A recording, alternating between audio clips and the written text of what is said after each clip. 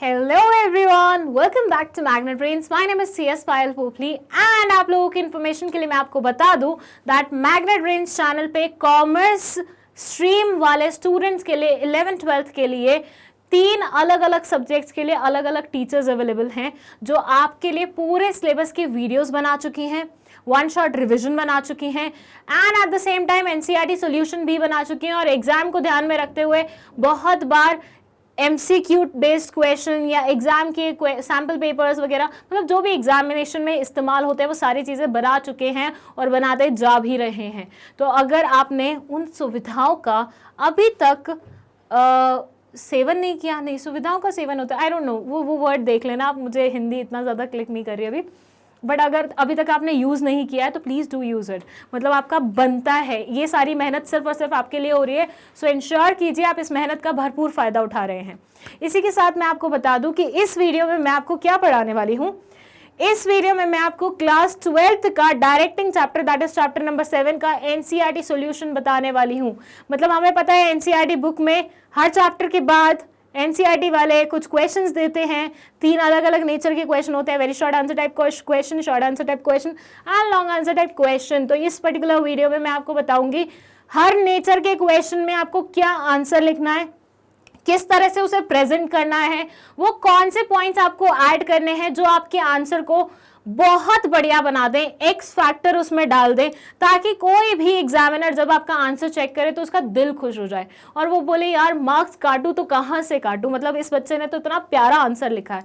तो अगर प्यारे आंसर आपको लिखने हैं तो उसके लिए आपको जो भी टिप्स मैं आपको इन बिटवीन बताऊंगी इस चैप्टर में वो सारी फॉलो करनी पड़ेंगी। इसी के साथ ये भी बता दूं दैट इस चैप्टर के नॉर्मल वीडियोस, मतलब जिसमें मैंने हर एक टॉपिक को अलग वीडियो में कैप्चर करते हुए बनाया है, एग्जाम्पल्स देते हुए, and at the same time one shot revision already आ चुका है। वन शॉट रिविजन अभी 1-2 दिन पहले ही आया होगा, नहीं देखा है तो फटाफट जाके देखो, क्योंकि एक बार तुम वो सारी वीडियोस देख लोगे ना, ये तुम्हें बिल्कुल मक्खन लगेगी, ऐसे लगेगा यार ये तो पता ही है अपन को, ऐसा फील आएगा। तो इसलिए पहले वो वीडियोस देखो, उसके बाद आके ये वाली वीडियो देखना। चलो चलते हैं हम हमारे फर्स्ट टाइप ऑफ क्वेश्चन पे। ये है हमारा very short answer type question. तो इसमें मतलब स्टार्टिंग में हमारे very short answer type question है 4, और उसके बाद शॉर्ट आंसर टाइप क्वेश्चन शुरू होंगे। तो स्टार्ट हम वेरी शॉर्ट से कर रहे हैं, जिसमें फर्स्ट क्वेश्चन है हमारा ये। So very short answer type question में फर्स्ट क्वेश्चन है व्हाट इज इनफॉर्मल कम्युनिकेशन। हम सबको पता है इनफॉर्मल कम्युनिकेशन क्या होता है। जब ग्रुप बन जाते हैं ऑफिसेज में या फिर किसी भी ऑर्गेनाइजेशन में, ऐसे लोग जो आपस में कनेक्टेड फील करते हैं, ऐसे लोग जो जिनकी आदतें सेम है, जिनको एक दूसरे के साथ बैठना पसंद है, वो जब मिल के बातचीत करते हैं, तुमने ये ड्रेस कहाँ से ली, तुमने ये कपड़े बड़े अच्छे पहने हुए हैं, तुम उसकी शादी में गए थे, तुमने उसे देखा था, तुमने कल बिग बॉस का शो देखा था, तो ये सारी बातें क्या हो जाती हैं, इनफॉर्मल कम्युनिकेशन में आ जाती हैं। So they say communication between employees who are not officially related to each other is called informal communication। मतलब उनके बीच में कोई ऑफिशियल रिलेशनशिप नहीं है, माइट भी वो कुलीग्स हो सकते हैं, माइट भी वो बॉस और एम्प्लॉय हो सकते हैं, लेकिन जब वो इनफॉर्मल कम्युनिकेशन कर रहे हैं, दे आर जस्ट पीपल। बात समझना, दे आर नॉट सेइंग कि उनका कोई कनेक्शन है ही नहीं, कि ऑल टुगेदर एक स्ट्रेंजर आ रहा है लंच में आपसे बात करने के लिए, नहीं।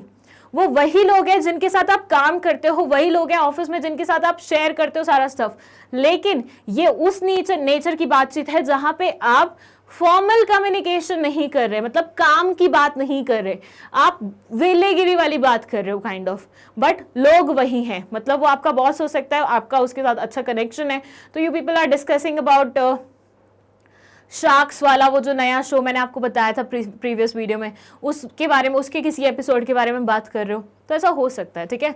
शार्क टैंक्स है नाम उसका, शार्क टैंक ऐसे करके कुछ ना, देखना एक बार। चलो, this type of communication may flow in any direction, thus it is called grapevine communication. ये वाली जो डायरेक्ट मतलब होती है कम्युनिकेशन, ये किसी भी डायरेक्शन में फैलती है। मतलब देखो, आप मुझे बताओ, जब किसी को किसी के बारे में गॉसिप करनी होती है तो वो सोचता है क्या, मैं पहले इसे बताऊंगा, फिर वो आगे उससे बताएगा, फिर वो आगे उससे बताएगा, फिर वो आगे उसको बताएगा, नहीं ना। आप ये बोलते हो कि भाई मुझे बतानी है, और कोई भी सुन ले, जो भी आपका कनेक्टेड है, जो भी आपके ग्रुप में लोग हैं, कोई भी सुन ले। तो ये वाली कम्युनिकेशन एकदम से कहीं पे भी फैलती है, कैसे भी फैलती है। सो इसे ग्रेप वाइन कम्युनिकेशन भी बोला जाता है। Informal communication involves the flow of information in all directions without regard for the level or authority of the sender. Level और अथॉरिटी यहाँ पे मैटर ही नहीं करती, क्योंकि इनफॉर्मल नेचर की बातें हो रही है। इसमें क्या लेवल और अथॉरिटी कि तू मेरा बॉस है तो मैं तेरे सूट की तारीफ करूंगा, व्हाट इज दैट? नहीं ना। This informal communication spreads information rapidly and sometimes generates rumors. ऐसे information आग की तरह फैलती है and usually इससे rumors भी निकलते हैं। मतलब होता है ना कि जब हम एक से दूसरे तक कोई भी बात पहुंचाते हैं तो हम थोड़ा सा मिर्च मसाला लगाते हैं। हम नहीं, मतलब मैं ऐसा नहीं करती, I don't like doing it, ठीक है, बट बहुत सारे लोग करते हैं, आई हैव सीन इट। मुझे गॉसिप करना पसंद है, लेकिन गॉसिप में अपनी तरफ से बातें ऐड ऑन करना पसंद नहीं है। तो कुछ लोग करते हैं जिसकी वजह से र्यूमर्स निकलते हैं बाहर। और ग्रेपवाइन कम्युनिकेशन का एक बहुत बड़ा डिसएडवांटेज यही है कि र्यूमर्स को जन्म देती है, ठीक है। तो इतना सा I guess very short answer type question के लिए बहुत होगा, बहुत ज़्यादा ही हो जाएगा एक्चुअली। तुम इतना सा भी लिखोगे तब भी it will be more than sufficient. But चाहो तो तुम इसका स्क्रीनशॉट ले लो ताकि तुम्हें थोड़ा रेफरेंस के लिए कुछ मिल जाए। लेकिन जब लिखने बैठोगे अपना आंसर तो तुम्हें उस तरीके से लिखना है कि तुम अपनी खुद की लैंग्वेज में लिख रहे हो। विद दैट मैं भूल गई आप लोगों को बताना, लेकिन मैंने आप लोगों को एक एडवांटेज दिया हुआ है फॉर द टाइम बिंग के लिए कि अगर कोई स्टूडेंट चाहता है कि मैं उसकी राइटिंग स्किल्स चेक करूं, मैं चेक करूं कि उसके राइटिंग में क्या क्या इंप्रूवमेंट्स होनी चाहिए थे, क्या क्या चीज़ें उसे ऐड ऑन करनी चाहिए थे, क्या चीज़ उसकी और बेहतरीन हो सकती है, कहाँ वो गलती कर रहा है, तो आपको बस कुछ नहीं करना है, एक क्वेश्चन पिक करना है, एक पेज का उसका आंसर लिखना है एंड भेज देना है मैग्नेट ब्रेन्स की साइट उस पर। What is that? Gmail ID पे। जीमेल आईडी पे आप भेज देंगे तो वहाँ से बस लिख दीजिएगा कि फॉरवर्ड कर दीजिए पायल मैम को, मैं फिर जो भी आपका उसका रिप्लाई होगा उसी मीडियम के थ्रू आपको रिवर्ट बैक करवा दूंगी, ठीक है। तो इससे आपको समझ में आ जाएगा कि आप कहाँ लैक कर रहे हो अपनी राइटिंग स्किल्स पे। And mind you subjective papers में राइटिंग स्किल्स बहुत ज़्यादा ज़रूरी होती है, तो आप उसे बिल्कुल भी हल्के में नहीं ले सकते, ठीक है। चलिए Now let's move to second question. Very short answer type question कही second वो है, ये बोलता है which style of leadership does not believe in use of power unless it is absolutely essential। बिल्कुल उठा के इन्होंने NCERT की लैंग्वेज चिपकाई हुई है कि कौन सी वाली लीडरशिप स्टाइल होती है जिसमें आप पावर का इस्तेमाल नहीं करते unless and until it is very essential, बहुत ज्यादा जरूरी हो। कौन सी वाली होती है? याद कराऊं तो 3 ही पढ़ी थी। अच्छा, वन शॉट देखा ना इस चैप्टर का, जस्ट इसके पहले ही आया होगा, आई होप आप देख चुके हैं, नहीं देखा तो फट से देख लो। रीजन बीइंग वहां पे मैंने हर एक चीज क्रिस्प में बताई है, तो ये वाला तुम्हें ज्यादा इजी लगेगा after you will watch that वाला, ठीक है। तो मैंने आपको बताया था 3 तरह के लीडरशिप स्टाइल होते हैं, one is democratic, autocratic and laser-fair. तो यहाँ पे किसके बारे में बात हो रही है? ऑटोक्रेटिक के बारे में नहीं, वो तो बिल्कुल पावर का इस्तेमाल करता है, no delegation at all.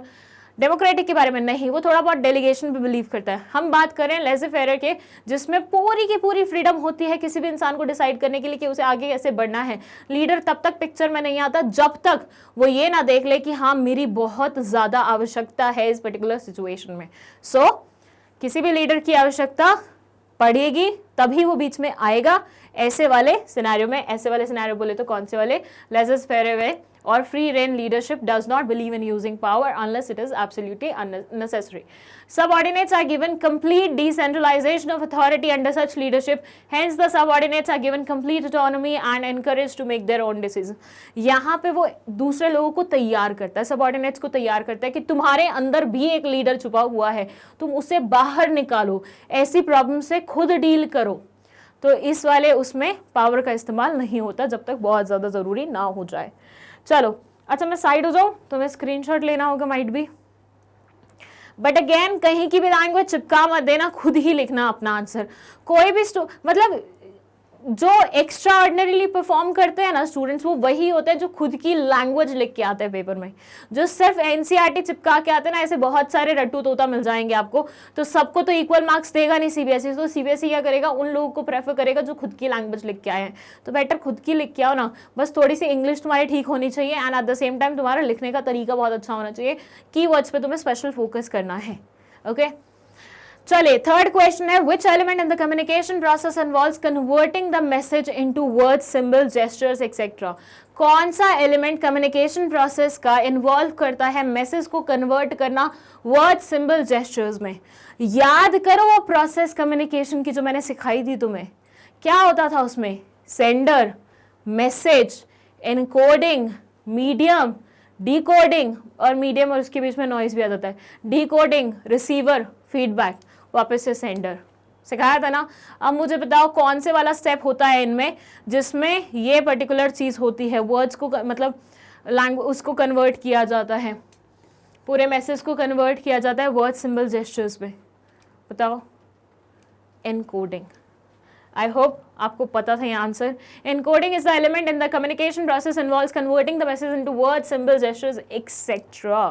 Okay, चलो इसमें ज़्यादा सोच विचार वाला कोई काम नहीं था, बहुत ही स्ट्रेट फॉरवर्ड क्वेश्चन था, चाहो तो स्क्रीनशॉट ले सकते हो। Fourth question है, the workers always try to show their inability when any new work is given to them. They are always unwilling to take up any kind of work due to sudden rise in demand. A firm wants to meet excess orders. The supervisor is finding it difficult to cope up with the situation. State the element of directing that can help the supervisor in handling the problem. थोड़ा सा case based question है ये। यहाँ आपको बोला जा रहा है कि जो वर्कर्स है ना वो हमेशा शो करते हैं उनकी एबिलिटी कोई भी नए वर्क को करने में, मतलब बहुत ही आलसी किस्म के लोग हैं यहाँ पे। So they are always unwilling to take up any kind of work. उनको लगता है बस पैसे मिल जाए, काम ना करना पड़े। ऑफिस आएंगे, लोग बाग उन्हें काम देंगे तो वो जीत मतलब चुराएंगे उस पर्टिकुलर चीज़ से, कोशिश करेंगे मतलब जितने मुश्किल काम है दूसरों को मिल जाए। बट हुआ क्या इस ऑर्गेनाइजेशन में कि इनके फर्म के प्रोडक्ट्स की डिमांड एकदम से बढ़ गई है, तो काम बढ़ेगा ऑब्वियसली, एक्सेस ऑर्डर्स को मीट करना है तो बहुत सारा काम होगा। अब सुपरवाइजर को बड़ा ज़्यादा तकलीफ हो रहा है कि भैया ऐसे आलसी लोगों से मैं काम कैसे करवाऊँ।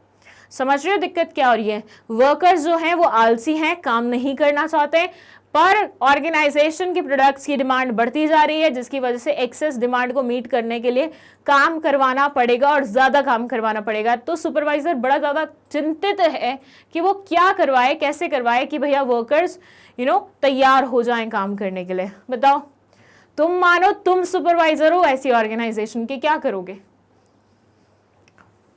बताओ?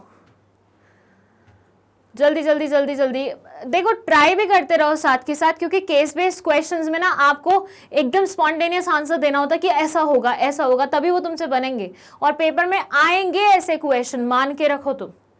और ऐसे क्वेश्चन ही एक्चुअली चेक करते हैं तुम्हारा नॉलेज लेवल कितना है, कितने स्मार्ट तुम हो।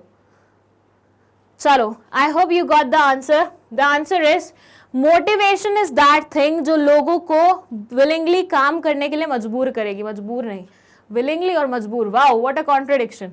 विलिंगली उनको तैयार करेगी काम करने के लिए, मतलब बेसिकली अगर किसी भी सुपरवाइजर को अपने लोगों से काम करवाना है जो काम कर सकते हैं बट आलस की वजह से नहीं करे, तो उन्हें मोटिवेट करने की जरूरत है। ओके, मैं तो क्या करती, डंडा लेके और पीटना शुरू कर देती, बट ऑब्वियसली स्कूल तो है नहीं कि भैया तुम पीटते रहो, बच्चे फिर भी कुछ नहीं बोलेंगे। ये क्या है, ऑर्गेनाइजेशन है, तुमने डंडा मारा एम्प्लॉय भाग जाएगा, तो इसलिए हमें फिर मोटिवेशन वाला काम करना पड़ेगा। सो मोटिवेट करोगे आप उन्हें डिफरेंट वेज से, मतलब इंसेंटिव दे सकते हो, financial incentive, non financial incentive, आप और बहुत सारी चीज़ें कर सकते हो। इसके अलावा और भी कुछ ऑप्शन है, वो देख लेते हैं। सुपरवाइजर मॉनिटरी इंसेंटिव्स प्रोवाइड कर सकता है, दैट मोटिवेशन का part only. He can encourage the worker to by making them understand that this work will increase exposure. Okay, वो उन्हें तैयार कर सकता है, मतलब उनको रेडी कर सकता है काम करने के लिए इस वे में कि वो उन्हें बोल सकता है कि भैया देखो, अगर तुम ये काम करोगे तो तुम्हारा एक्सपोजर बढ़ेगा तो तुम्हारी पर्सनल ग्रोथ होगी, करियर में ग्रोथ होगी। वैसे मुझे लगता नहीं है ऐसे आलसी लोग इस चीज़ से थोड़ा कन्विंस होंगे, बट स्टिल ट्राई करने में क्या जाता है, 10 में से एक भी हो गया तो पैसा वसूल है, kind of. Opportunity for effective leadership should be provided to employees so that they get motivated and have a sense of responsibility. Employees को इफेक्टिव लीडरशिप की अपॉर्चुनिटी प्रोवाइड करो सो दैट वो मोटिवेट हों और उनके कंधों पे एक सेंस ऑफ रिस्पॉन्सिबिलिटी आए। अगेन आई फील लाइक ऐसे बंदों पे वर्क नहीं करेगा, but still you can try it, right.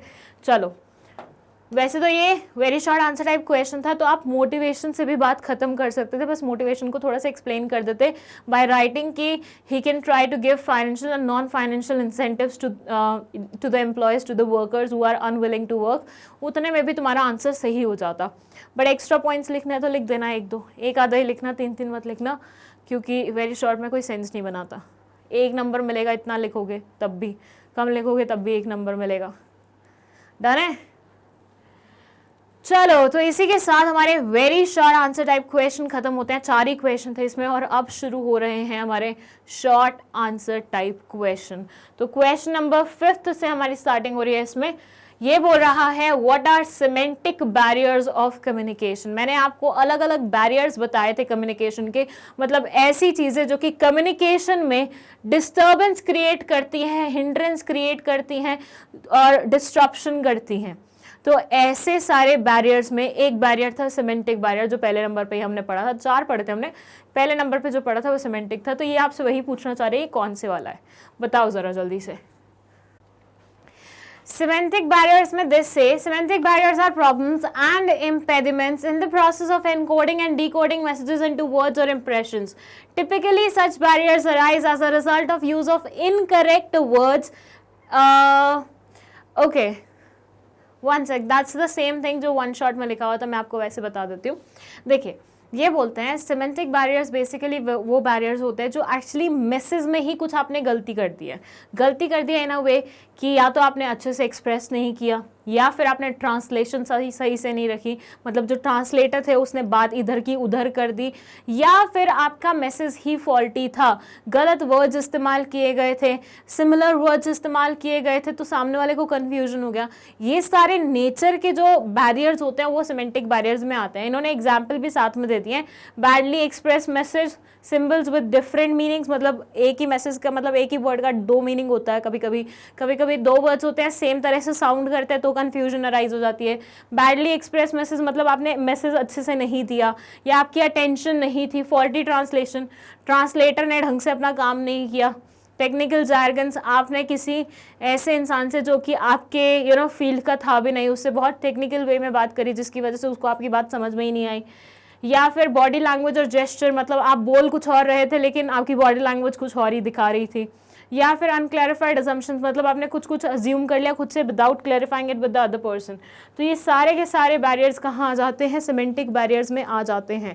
Now the question arises कि यहाँ पे 6 अलग अलग टाइप के बैरियर्स लिखे हुए हैं सिमेंटिक बैरियर्स के अंदर, बट क्या शॉर्ट आंसर टाइप क्वेश्चन के लिए इतने पॉइंट्स नेसेसरी हैं? So the answer will be नहीं। 3 से 4, मतलब पहले तो आपने सिमेंटिक को एक्सप्लेन कर दिया, दैट्स इट। उसके बाद आपने उसके टाइप्स बताने के लिए 3 से 4 अगर तुम एग्जाम्पल दोगे that will be more than sufficient, क्योंकि तुम यहाँ पे सिर्फ नेमिंग नहीं कर रहे हो, उसको एक्सप्लेन भी कर रहे हो। तो इतना लंबा आप तब लिखते हो जब लॉन्ग आंसर टाइप क्वेश्चन होता है, आप शॉर्ट आंसर टाइप क्वेश्चन में इतना लंबा नहीं लिखते हो। तो मेरा मानना ये रहेगा जब आप अपना आंसर लिख रहे होंगे इस पर्टिकुलर क्वेश्चन से रिलेटेड, तो आप पहले तो सिमेंटिक बैरियर को एक्सप्लेन कर दीजिएगा, उसके बाद ये जो वो है इसमें 3 एग्जाम्पल लिख दो या 4 लिख दो, मोर देन सफिशिएंट। ठीक है, थोड़ा सा ना ये देख लेना कि मार्क्स कितने हैं, मतलब 3 नंबर का क्वेश्चन है, 4 नंबर का क्वेश्चन है, तो उसके बेसिस पे भी जज कर लेना कि कितना कंटेंट सही होगा, मतलब फिट बैठेगा इतने मार्क्स अटेन करने के लिए। ओके, चलो Now let's move to our 6th question। ये बोलता है explain the process of motivation with the help of a diagram। आपको मोटिवेशन की प्रोसेस को एक्सप्लेन करना है एक डायग्राम की मदद से। सबसे पहले तो डायग्राम ही देख लो, मोटिवेशन कैसे वर्क करता है। पहले आपकी कुछ नीड्स होती हैं, कुछ वांट्स होती हैं जो फुलफिल नहीं हो रही है, मतलब वो आप अनसेटिस्फाइड हो उस पर्टिकुलर चीज़ से, यू हैव लाइक आप चाहते थे लेकिन आपको वो चीज़ मिली नहीं, तो अनसेटिस्फैक्शन होगा। अनसेटिस्फैक्शन लीड करेगा फ्रस्ट्रेशन और टेंशन में, मतलब जब आपकी कोई मांग पूरी नहीं होती तो आप कैसे हो जाते हो ना, जिन्ना जाते हो। पेरेंट्स आपकी कोई विश पूरी नहीं करते तो वो कैसे लगता है, आप एक्सपेक्ट कर रहे थे आपके पापा ट्रिप से आए, आपके लिए गिफ्ट लेके आए होंगे लेकिन वो नहीं लेके आए, कैसे हो जाता है ना एकदम से, तो टेंशन हो जाती है ना, फ्रस्ट्रेशन हो जाती है ना, बस वही होती है जब आपकी कोई नीड कोई वांट पूरी नहीं होती तो उसके बाद आपको फ्रस्ट्रेशन हो जाती है। फिर आपके अंदर ये ड्राइव उठती है, ये अर्ज उठती है कि नहीं हमें इस सिचुएशन से बाहर निकलना है, मतलब आप हमेशा ऑब्वियसली एक सिचुएशन में तो नहीं रह सकते। आई एम नॉट सेइंग कि एग्जैक्टली उसी टाइम ये सारी चीज़ें हो जाएंगी कि अभी टेंशन हुई अगले ही मोमेंट आपके अंदर अर्ज उठ गई, नहीं, इट माइट टेक टाइम। जब आपकी कोई नीड पूरी नहीं होती, फ्रस्ट्रेशन होता है, तो ऐसे नहीं होता कि 2 मिनट में तुम क्लिक करते हो कि फ्रस्ट्रेशन तुम चले जाओ दूसरी चीज़ आ जाओ, ऐसा नहीं होता ना। टाइम लगता है ह्यूमन बॉडी को, ह्यूमंस को किसी भी चीज़ को ऑब्जर्व करने में। तो ऐसे में थोड़ा टाइम लेके आपने वो अर्ज को जगाया, जब वो अर्ज जग गई उसके बाद आपने सर्च बिहेवियर स्टार्ट किया, जहाँ पे you started finding different options जिनसे आप अपनी उस अर्ज को सेटिस्फाई कर सकते हैं, मतलब उस पर्टिकुलर चीज़ को, उस अनसेटिस्फैक्शन को सेटिस्फैक्शन में कन्वर्ट कर सकते हैं। आपने एक बार सर्च कर लिया, उसके अकॉर्डिंग आपने फाइनल कर लिया, डिसीजन ले लिया, एंड देन आपने वो चीज़ अडेप्ट कर ली और उससे आपको सेटिस्फैक्शन मिल गया। एक बार सेटिस्फैक्शन मिल जाएगा तो जो फ्रस्ट्रेशन और टेंशन अनसेटिस्फैक्शन की वजह से हो रही थी वो भी क्या होगी, ख़त्म हो जाएगी। सो unsatisfaction that leads to frustration, जिसके बाद ड्राइव मतलब अर्ज उठती है, फिर आप सर्च बिहेवियर स्टार्ट कर देते हैं, फिर आप अडेप्ट कर लेते हैं उस चीज़ को और क्या करते हैं, सेटिस्फाइड हो जाते हैं, जिसकी वजह से आपकी जितनी टेंशन होती है, जितनी फ्रस्ट्रेशन होती है, वो क्या हो जाती है, छूमंतर हो जाती है। So this is the diagram. मैं थोड़ा सा हट जाती हूँ, आप चाहें तो इसका स्क्रीनशॉट ले सकते हैं। अब इसे एक्सप्लेन करना है तो ऐसे मानिए, unsatisfied need, the motivation process begins with an individual's unsatisfied need। जो पूरी प्रोसेस है वो शुरू होती है unsatisfied need के साथ, जिसके बाद क्या होता है, टेंशन होती है, फ्रस्ट्रेशन होती है, जिसके बाद frustration motivates the individual to seek out alternatives to meet his needs. उसके बाद ही selects one of the several options and begin acting in accordance with it. Search करे ऑप्शंस, उसमें से बेस्ट वन सेलेक्ट किया और उसे क्या कर लिया, एग्जीक्यूट कर लिया। Satisfied need, after a period of time he evaluates whether or not his need has been met. अच्छा हाँ, एक चीज़ और समझना, ज़रूरी नहीं है तुमने सर्च बिहेवियर के बाद जो अडेप्ट किया उसके बाद तुम्हारी नीड सेटिस्फाई हो ही जाए, माइट भी फिर ना हो, फिर से दोबारा से वो साइकिल स्टार्ट हो जाएगा। ठीक है, तो इवैल्यूएशन करके जब तुम यूँ वो कर लेते हो कि हाँ फाइनली हमारी नीड सेटिस्फाई हो गई है, उसके बाद तुम्हारी टेंशन रिड्यूस होती है। अगर नहीं हुई तो फिर दोबारा से ये साइकिल शुरू हो जाएगी और दोबारा से पूरा चक्र चलेगा। ओके, चलो साइड हो जाओ, लेना है स्क्रीनशॉट ले लो। एग्जाम्पल छोड़ दो, एग्जाम्पल मैं ऑलरेडी आपको दे चुकी हूँ, वन शॉट में भी बहुत अच्छे से एक्सप्लेन कर चुकी हूँ। क्वेश्चन नंबर 7 है, explain the different networks of grapevine communication. आपको डिफरेंट नेटवर्क्स बताने हैं ग्रेपवाइन कम्युनिकेशन के। अच्छा, एक चीज़ मैं यहाँ पे आपको बताना भूल गई, दैट ये क्वेश्चन में बाकायदा उन्होंने क्वेश्चन में ही मेंशन किया था that we need one diagram. आप अपनी कॉन्सेप्ट को एक्सप्लेन करेंगे डायग्राम की मदद से, तो आपको ये डायग्राम बनाना आवश्यक था, मतलब इसके भी मार्क्स जुड़े हुए हैं। यूजुअली क्या होता है, वो बोलते हैं एक्सप्रेस करो, एक्सप्लेन करो प्रोसेस ऑफ मोटिवेशन। अगर उन्होंने क्वेश्चन वही खत्म कर दिया होता तो ये आप वॉलंटरी तरीके से बना रहे होते, आपका मन होता तो आप बनाते, नहीं होता तो नहीं बनाते, पर मार्क्स नहीं कटते अगर आपने नहीं बनाया होता तो। लेकिन अब ऐसा है कि भैया इन्होंने क्वेश्चन में ही मेंशन कर दिया है कि मोटिवेशन को एक्सप्लेन करना है with the help of a diagram, तो यहाँ पे पूरे क्वेश्चन के मार्क्स डिवाइड हो गए, आधे मिलेंगे डायग्राम को, आधे मिलेंगे एक्सप्लेनेशन को। तो यहाँ पे अगर आप डायग्राम नहीं बनाओगे तो क्या होगा, तुम्हारे आधे मार्क्स कट जाएंगे। सो क्वेश्चन क्या बोलना चाह रहा है उसे ध्यान से पढ़ा कीजिए, उसे अच्छे से पढ़ा कीजिए, क्या पूछना चाह रहा है वो आपसे, क्या क्या क्वेश्चन हिडन वे में छुपे हुए हैं, या फिर क्या एक क्वेश्चन 2 या 3 क्वेश्चन से मिलके तो नहीं बना हुआ। इस सारी चीज़ों पे थोड़ा सा फोकस रखना चाहिए आपको, थोड़ा अटेंटिव होकर अपना क्वेश्चन पढ़ना चाहिए। तो डायग्राम बनाया और उसके बाद आपने एक्सप्लेन कर दिया सारे पॉइंट्स को। और जैसे कि आप देख सकते हैं प्रेजेंटेशन का तरीका कैसे है कि सारे पॉइंट्स लिखे और फिर उसको हाईलाइट कर दिया। अब आप ऑब्वियसली हाईलाइटर नहीं लेके जाएंगे, आप ब्लैक पेन से या फिर ब्लू पेन से अंडरलाइन कर देंगे। ओके, चलो नेक्स्ट हमारा क्या हो गया, और एग्जाम्पल लिखने की जरूरत नहीं है, रीजन बीइंग डायग्राम और एक्सप्लेनेशन मोर देन सफिशिएंट हो जाएगा। शॉर्ट आंसर टाइप क्वेश्चन है, लॉन्ग आंसर टाइप क्वेश्चन नहीं है, तो इस पार्ट को बिल्कुल स्किप करना, कोई दिक्कत नहीं है। 7th में ग्रेपवाइन कम्युनिकेशन के बारे में पूछ रहे हैं, ये आपसे पूछ रहे हैं different networks of grapevine communication. अब हमें पता है बहुत सारे नेटवर्क्स होते हैं, 3 से 4 होते हैं, राइट। तो ऐसे में अच्छे से एक्सप्लेन करने के लिए आप क्या करेंगे, आप सबसे पहले उसका डायग्राम बना देंगे और उसके बाद 1 बाय 1 हर एक पॉइंट को एक्सप्लेन कर देंगे। या फिर ऐसे करना, जैसे तुम एक एक्सप्लेन कर रहे हो, फिर से प्रोबेबिलिटी वाला एक्सप्लेन कर रहे हो, ये तुम्हारी शीट है, यहाँ पे तुमने आंसर लिखा, ठीक है, ये तुम अपना पूरा आंसर लिख रहे हो और यहां तुमने डायग्राम बना दिया, ऐसा भी कर सकते हो। ठीक है, तो 2 तरीके इस क्वेश्चन को अटेम्प्ट करने के, पहला ये हो गया, दूसरा ये हुआ कि तुमने सबसे पहले सारे डायग्राम्स बना दिए और उसके नीचे लिख दिया ये वाला ये है, ये वाला ये है, उसके वाला ये है, और उसके बाद अपना एक एक पार्ट को एक्सप्लेन कर दिया। क्या समझे? दोबारा से बता देती हूँ, इस क्वेश्चन को अटेम्प्ट करने के 2 तरीके हैं और यही दोनों तरीकों में से ही कोई एक चूज करना, अपने मन से कुछ भी मत लिख के आ जाना। देखो, ग्रेपवाइन कम्युनिकेशन के नेटवर्क्स में एनसीईआरटी ने भी डायग्राम बना के दिए हुए हैं आपको, चाहे उसने कितना लंबा चौड़ा एक्सप्लेन क्यों ना किया हो, चाहे उसने एग्जाम्पल्स क्यों ना दिए हो, but at the same time diagrams भी बनाए हैं। दैट मीन्स उस कॉन्सेप्ट को एक्सप्लेन करने के लिए डायग्राम्स होने जरूरी हैं पेपर में।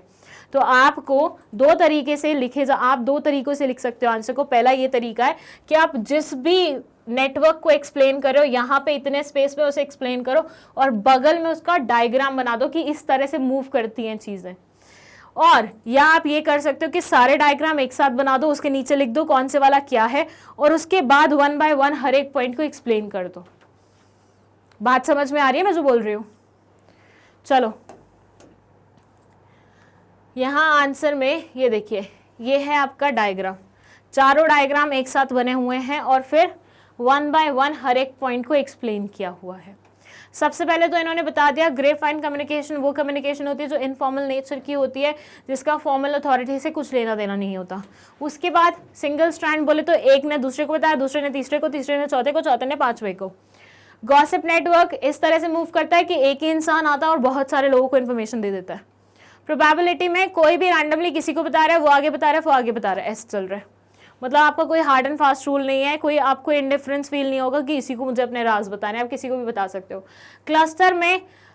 क्लस्टर में बेसिकली कोई भी कैसे भी मूव करता है, cluster first shared with 2 people। Okay, मतलब बेसिकली मेरे को कोई इन्फॉर्मेशन पता है, मैंने अपने आसपास वाले को किसी एक को बताई, अब वो आगे बता रही है, मैं आगे बता रही हूँ, वो आगे बता रही है, वो आगे बता रही है, 2 लोगों को, मैं आगे 2 लोगों को बता रही हूँ और वो 2 लोग आगे 2 लोगों को बता रहे हैं। तो ऐसी तरह सिस्टम चलता है इसमें, ठीक है।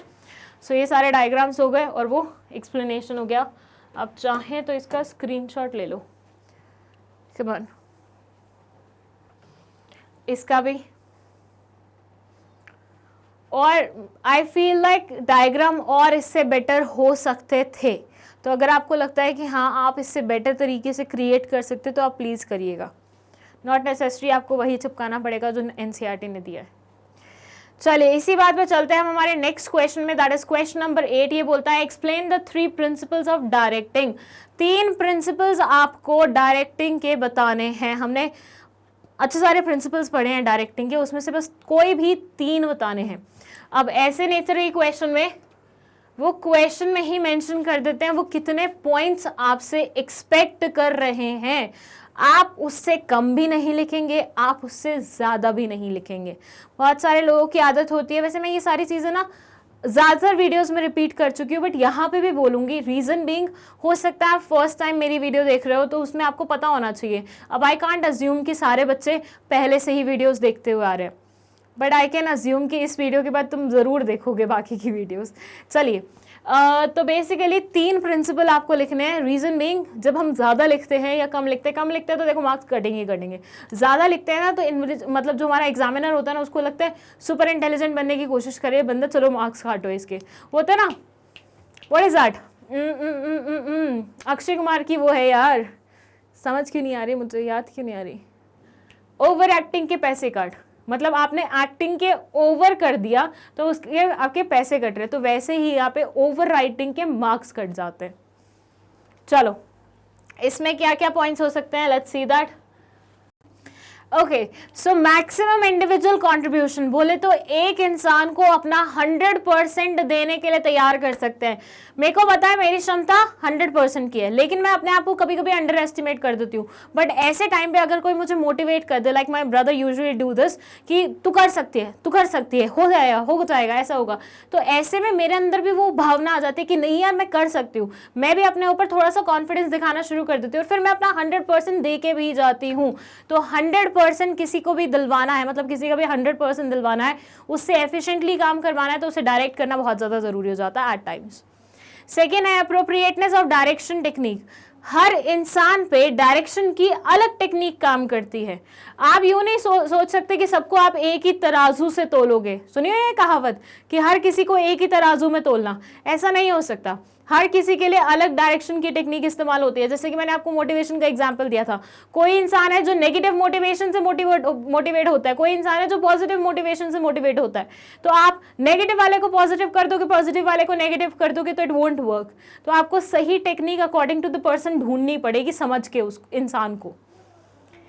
देन है managerial communication.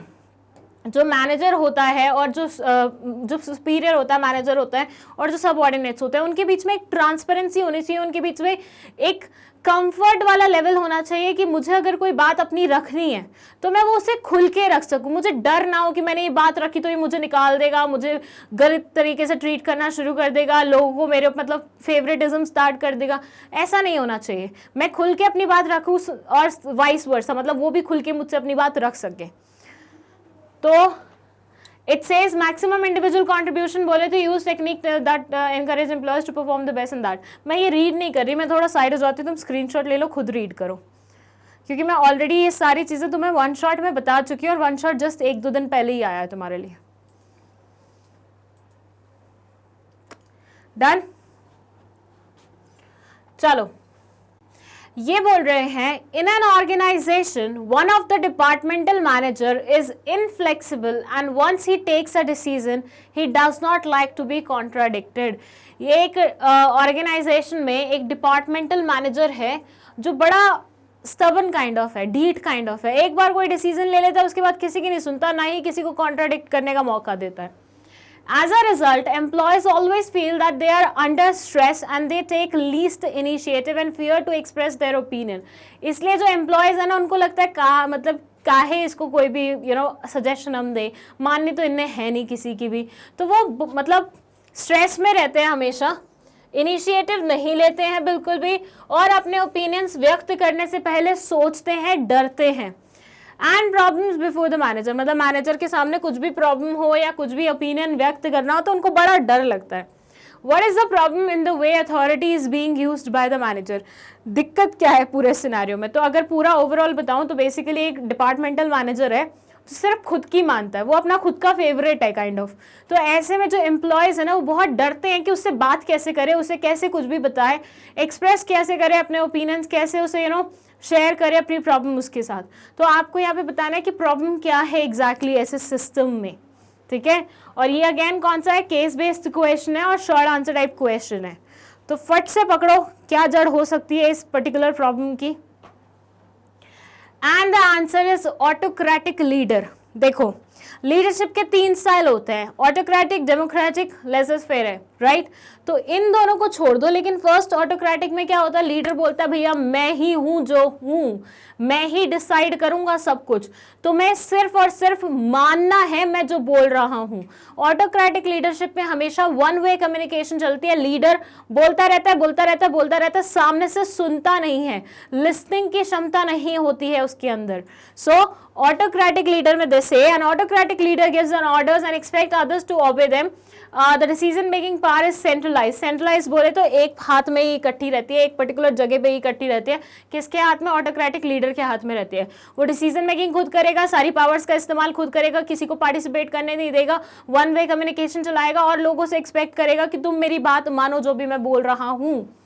Due to inflexibility of the leader, employees feel demotivated and discouraged due to the leader's unwillingness to take their suggestion, and the productivity is also impacted due to demotivated employees.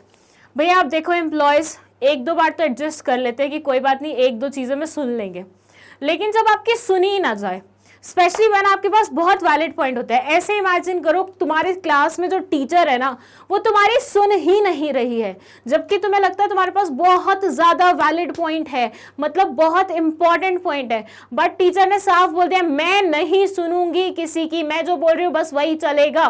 तो ऐसे में तुम्हें कैसे frustration होएगी ना, कहीं ना कहीं तुम थोड़े से डिमोटिवेट भी होगे। कुछ स्टूडेंट्स ऐसे होंगे जो सोचना ही बंद कर देंगे, सोचने की क्षमता ही अपनी खत्म कर देंगे, क्योंकि उन्हें पता है कि उन्हें सिर्फ फॉलोवर बन के रहना है, दूसरे जो बोल रहे हैं बस उसे ही फॉलो करते रहना है, टीचर जो बोल रहे हैं बस वही करते रहना है। तो ऐसे सिनारियो में सोचने की क्षमता एम्प्लॉयज़ की चली जाएगी, डिमोटिवेटेड एम्प्लॉयज़ रहेंगे, ऐसे में क्या होगा, उनकी प्रोडक्टिविटी डिक्लाइन हो जाएगी, बिल्कुल भी ना दिमाग काम कर रहा होगा, काम करने में मन नहीं लगेगा, बॉस को देखते खून जलता रहेगा, तो ऐसे सिनारियो में आपकी प्रोडक्टिविटी बहुत ज़्यादा डिक्लाइन हो जाएगी। देखो, आई एम नॉट सेइंग कि ये टाइप की लीडरशिप गलत होती है या बेकार होती है, समटाइम्स जरूरी भी होती है ऑटोक्रेटिक लीडरशिप। लाइक अगर आप जर्मनी की हालत देखें वर्ल्ड वॉर वाले टाइम पे, तो हिटलर ऑटोक्रेटिक लीडर था, तो ऐसे में वो किसी की नहीं सुनता था, बट समवॉट जर्मनी को उससे फायदा जरूर मिला था, क्योंकि उस टाइम पे जर्मनी को जरूरत थी ऐसे लीडर की। अब बाकी मैं ज्यादा तारीफ नहीं करूंगी उसकी, क्योंकि उसने बहुत सारे गलत काम किए, और मैंने हल्की फुल्की भी तारीफ कर दी तो तुम मेरी बुराइयां जरूर शुरू कर दोगे कमेंट सेक्शन में। बट उस टाइम पे जर्मनी को रिक्वायर्ड था उस तरह का लीडर जो जर्मनी को दोबारा से उठा सकता था। जैसे जर्मनी की हालत हो गई थी वर्ल्ड वॉर 1 के बाद, तो बहुत ज़्यादा ज़रूरत थी किसी इंसान की। और ऐसे सोचो, एक सिंगल इंसान है पूरी कंट्री को वो कर देता। वो अलग बात है कि कंट्रियाँ वहाँ पे छोटी छोटी होती है, यूरोप में तो मतलब ऐसे मानो हमारे यहाँ के स्टेट्स और वहाँ पे कंट्रीज़, हमारे यहाँ के स्टेट्स भी इवन बड़े होते हैं उनकी कंट्रीज से, ऐसा बोल सकते हैं।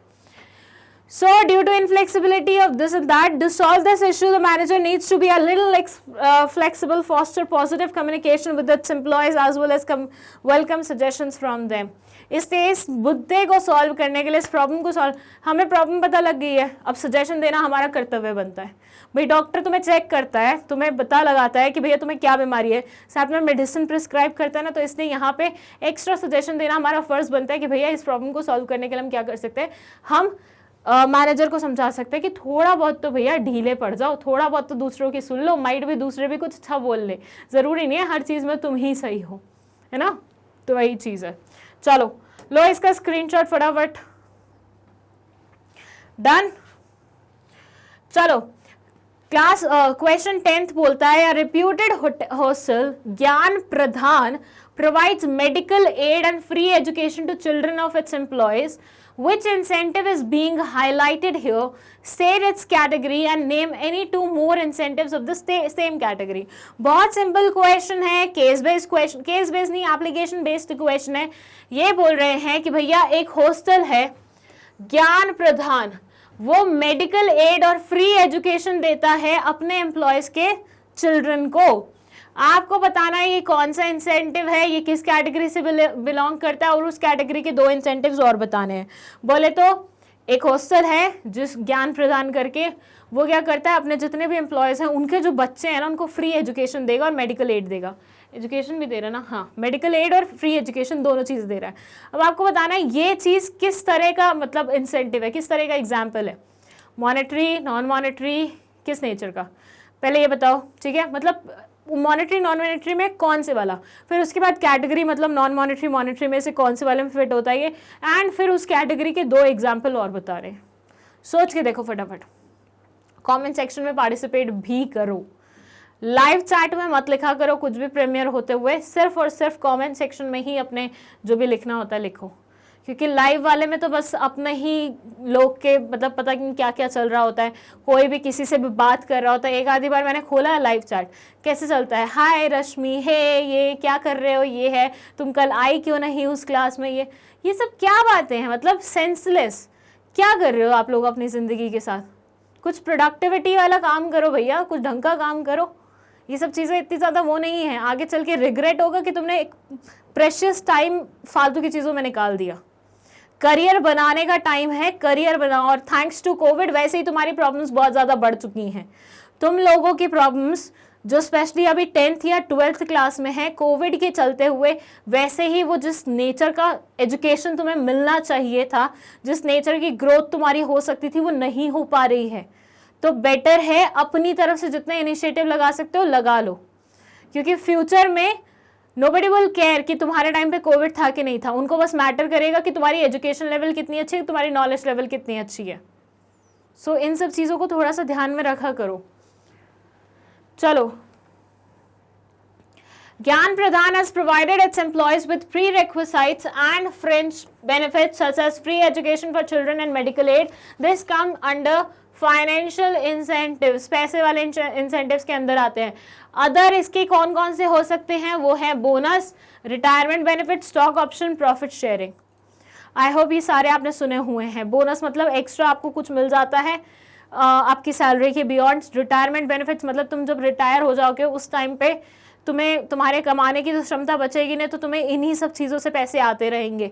स्टॉक ऑप्शन मतलब तुम एम्प्लॉय अच्छे हो, डेडिकेटेड हो, तुम्हें ऑर्गेनाइजेशन ने डिस्काउंटेड रेट पे स्टॉक थमा दिए हैं, शेयर्स थमा दिए हैं। प्रॉफिट शेयरिंग, तुम्हारे साथ प्रॉफिट शेयर किया जा रहा है, तुम्हारी डेडिकेशन को देखते हुए प्रॉफिट का एक हिस्सा तुम्हें दिया जा रहा है। ये अलग अलग ऑप्शंस हो सकते हैं। चलो इसका भी स्क्रीनशॉट ले लो फटाफट। देख रहे हो जल्दी जल्दी 10वें क्वेश्चन पे आ गए हम।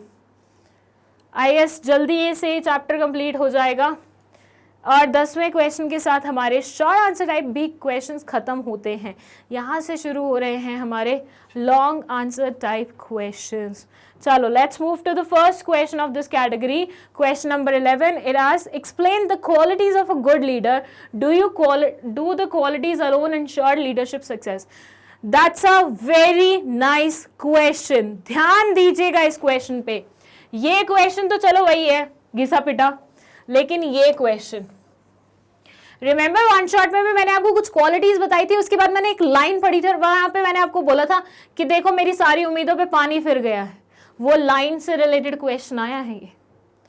ये आपसे पूछ रहे हैं कि पहले तो क्वालिटीज बता दो एक अच्छे लीडर की कौन कौन सी होती है। बहुत बढ़िया, ये तो हम बता देंगे, बहुत सिंपल है हमारे लिए। लेकिन इसके बाद आपको ये भी बताना है कि उन क्वालिटीज अगर मतलब वो सारी क्वालिटीज अगर किसी इंसान में होती हैं तो क्या जबरदस्ती है, क्या 100% श्योर है, क्या कोई गारंटी है कि वो इंसान अच्छा लीडर बन ही सकता है। सो यहाँ पे एक ही क्वेश्चन में 2 क्वेश्चन पूछे हुए हैं, आपको दोनों का ही आंसर करना है। शुरू करते हैं हम फर्स्ट वाले आंसर से। ये है कुछ qualities. Okay, so it is said that in order to be a successful leader, a person must possess certain characteristics. ठीक है भैया, मानते हैं कि भैया certain characteristics होने चाहिए अगर कोई इंसान अच्छी क्वालिटीज रखता है, मतलब अच्छा लीडर बनना चाहता है तो। The following are some qualities, physical attributes. दिखना चाहिए लीडर की तरह, ठेठ ऐसे पेट निकला हुआ है, गिट्ठा और मोटा है, तंदुरुस्त है, ऐसे इंसान लीडर्स की वो फीलिंग नहीं देते ना यार। ऐसा इंसान जो फिजिकली फिट नहीं है, एक्टिव ही नहीं लग रहा, आपको डल लग रहा है, तो ऐसे सिनेरियो में हम उस इंसान को काइंड ऑफ थोड़ा होता है हमारे दिमाग में भी एक इमेज होती है ना एक लीडर की, वो ऐसे लीडर जैसी इमेज में फिट नहीं बैठ पाता वो। तो थोड़े बहुत फिजिकल एट्रीब्यूट्स मैच करने चाहिए लीडरशिप से। ऑनेस्टी, सच्चा होना चाहिए, सच्चा हरीशचंद्र की तरह होना चाहिए।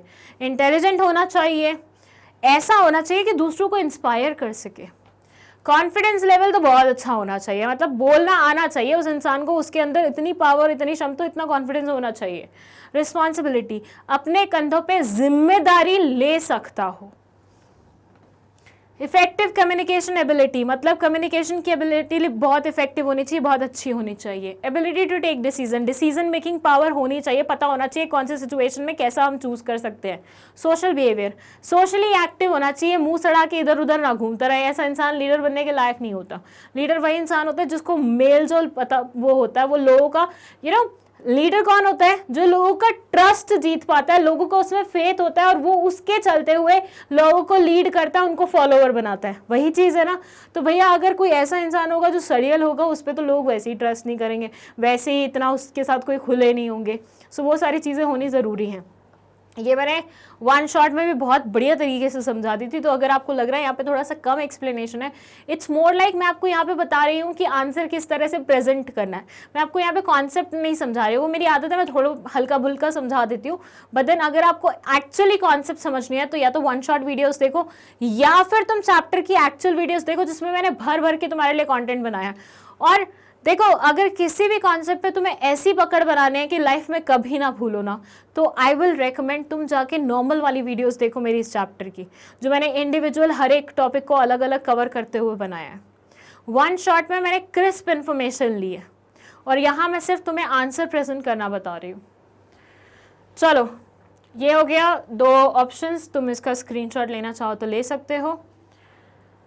ये हो गए हमारे बाकी के 4। तुम चाहो तो इसका स्क्रीनशॉट ले सकते हो। समझ रहे हो ना, लॉन्ग आंसर टाइप क्वेश्चन है, इसलिए हम धड़ाधड़ लिखे जा रहे हैं, बहुत सारे पॉइंट्स लिखे हैं। और मैंने एक बार भी नहीं बोला इतने पॉइंट्स मत लिखो, स्क्रीनशॉट लो। क्यों? क्योंकि लॉन्ग आंसर टाइप क्वेश्चन है, you are expected to write बहुत सारा इसमें। चलो डायनामिक, अच्छा ये पॉइंट एक रह गया था। डायनामिक क्या बोलता है? डायनामिक बोलता है कि भैया वक्त के साथ बदलना आना चाहिए, बदलाव को अडेप्ट करना आना चाहिए। इसी बात पे मैं भूल ही गई कि इस क्वेश्चन में 2 क्वेश्चंस थे। दूसरा क्वेश्चन था कि किसी इंसान के अंदर अगर ये सारी क्वालिटीज होती हैं तो वो एग्जैक्टली लीडर बनता ही बनता है। तो उसका आंसर है नो। ऐसा बिल्कुल भी जरूरी नहीं है कि किसी इंसान के अंदर ये सारी क्वालिटीज हैं तो वो लाइफ में लीडरशिप ही करेगा या वो लाइफ में पक्का अच्छा लीडर बन के ही दिखा सकता है, नहीं। और ऐसा भी बिल्कुल नहीं है कि किसी इंसान के अंदर इनमें से एक आधी क्वालिटी नहीं है फिर भी वो लीडर नहीं बन सकता, ऐसा भी नहीं है। मतलब ये सारी क्वालिटीज़ ऐसी हैं जो आप सीख सकते हो ओवर द टाइम, जो आप अपने अंदर अडेप्ट कर सकते हो। ये सारी स्किल्स ऐसी हैं, ठीक है। तो कोई इंसान अगर ऐसा बॉर्न नहीं हुआ तो वो ओवर द टाइम इन सब चीज़ों को सीख सकता है। It says no, the mere presence of such qualities does not ensure leadership success. mere presence ऐसी qualities की ensure नहीं करती कि leadership हो पाएगी इस इंसान से। In reality, this is because no single person can possess all the qualities. सच्ची बोलूँ तो इतनी सारी qualities एक single person में होती ही नहीं है, ऐसा इनको लगता है, मुझे तो नहीं लगता। Managers must however make a concentrated effort to obtain them. Manager की कोशिश होनी चाहिए ऐसे मतलब ऐसी क्वालिटीज़ को अटेन करने की। चलिए नेक्स्ट क्वेश्चन है हमारा क्वेश्चन नंबर 12। ये बोलता है discuss Maslow's need hierarchy theory of motivation. ये मैंने आपको बोला था कि बहुत इंपॉर्टेंट टॉपिक है, बहुत इंपॉर्टेंट थ्योरी है और ये तो आपको ढंग से पढ़नी ही है। मैं यहाँ पे आपको सबसे पहले ना इसका डायग्राम दिखा देती हूँ, हाउ इट वर्क्स। ये बेसिकली बात क्या करती है? ये बात करती है कि जो ह्यूमन की नीड्स होती है ना वो एक लैडर की तरह होती है। लैडर समझते हो? सीढ़ी। उसमें क्या होता है, आप पहले एक स्टेप पे पैर रखते हो, फिर दूसरे पे, फिर तीसरे पे, फिर चौथे पे, फिर पाँचवें पे, छठवें पे, और फिर आप एक बार टेरेस पे पहुंच जाते हो, मतलब जहाँ भी आपको पहुंचना है वहाँ पे पहुंच जाते हो। तो आपकी नीड्स भी कुछ इसी तरह से मूव करती है। सबसे आपके पहले आती है फर्स्ट स्टेप की नीड, जो कि होती है आपकी बेसिक नीड, रोटी कपड़ा और मकान। उसके बाद आहिस्ता आहिस्ता आपकी नीड्स बढ़ती जाती हैं, बढ़ती जाती है। बेसिक सर्वाइवल से आप आ जाते हैं आत्म उसमें कि सेटिस्फैक्शन मिल रही है, आपको संतुष्टि मिल रही है उस चीज़ पे। तो इस तरह से कुछ मूव करते हैं। ये बोलते हैं पहले होती है आपकी फिजियोलॉजिकल नीड्स, मतलब रोटी कपड़ा मकान। फिर होती है सेफ्टी सिक्योरिटी नीड्स, मतलब मेरी जॉब ना छिट जाए मुझसे, कोई मुझे निकाल ना दे, वो सिक्योरिटी। और यहाँ पे physical security as well as emotional security दोनों होती है। ये भी नहीं होना चाहिए मैं जॉब पे बैठी हुई हूँ, ऊपर से मेरे ऊपर कुछ गिरा और मैं मर गई, ऐसा भी नहीं होना चाहिए। फिजिकल सिक्योरिटी भी आपको होनी चाहिए कि भैया I am secured in this office. Social needs मतलब लोग बाग आपके पास जो हो, मतलब आपके साथ जो काम कर रहे हैं उनके साथ आपका इंटरेक्शन है, फ्रेंडली बिहेवियर है, आपको सपोर्ट मिल पा रही है, इमोशनल सपोर्ट मिल पा रही है, you have friends in your organization, ऐसा सब। एस्टीम नीड्स मतलब इंटीग्रिटी, डिग्निटी, मतलब आपकी रिकग्निशन हो रही है, आपके काम को रिकग्नाइज किया जा रहा है। सेल्फ एक्चुअलाइजेशन मतलब बेसिकली आपको आत्मतृप्ति हो गई है कि सब कुछ अचीव कर लिया मैंने लाइफ में। तो इस तरह से आपकी नीड्स मूव करती है।